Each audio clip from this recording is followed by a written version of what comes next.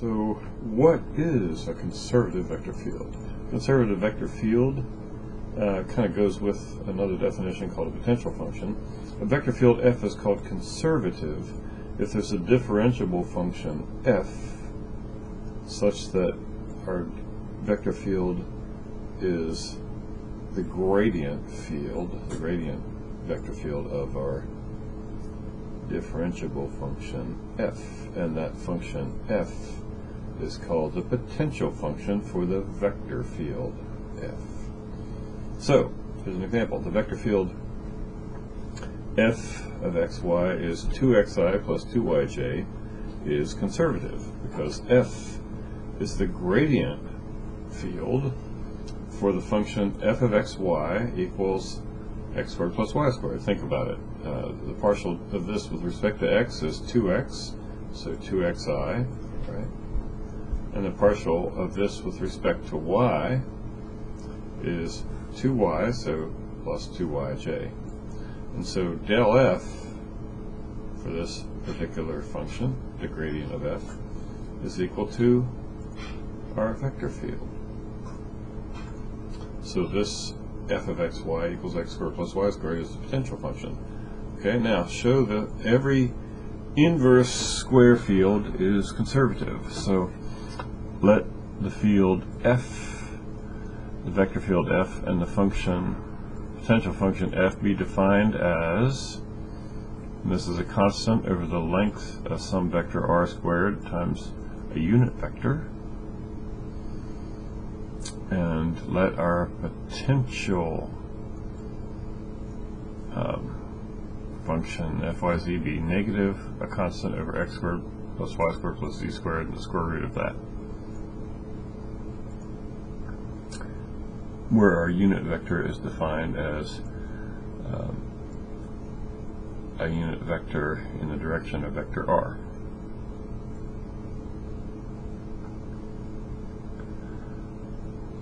So, just as a reminder, an inverse square field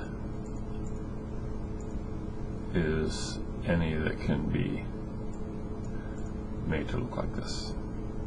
Okay, so this is an inverse square field.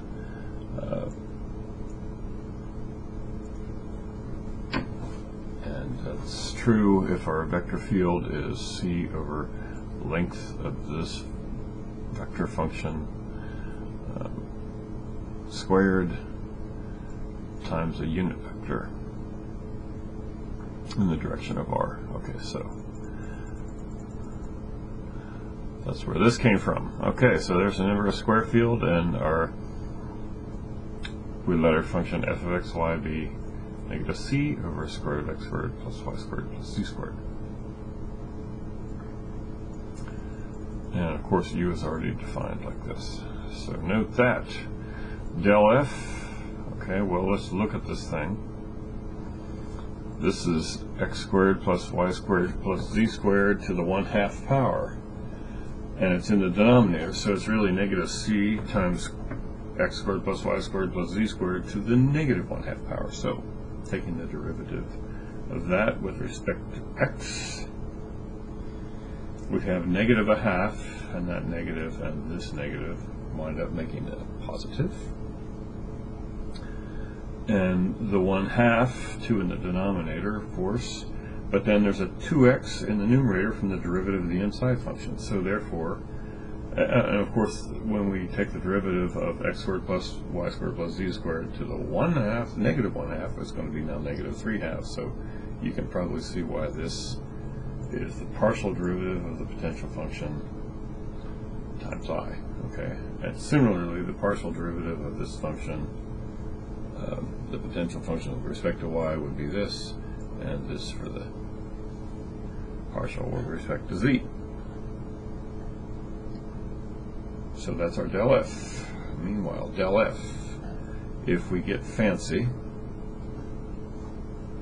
that's c over the square root of x squared plus y. What I'm doing here, I'm factoring out x squared plus y squared plus z squared in the denominator and c in the numerator, and that factors out of the whole math. This is to the 3/2, so that's the 1/2 that wasn't part of what I factored out. And so here's the xi plus the yj plus the zk, all over the square root of x squared plus y squared plus z squared. Well, notice this is c over the length of r squared. This is our unit vector in the direction of r. So, since del f is the inverse square field, which is our vector function f, then f, our inverse square field, is conservative.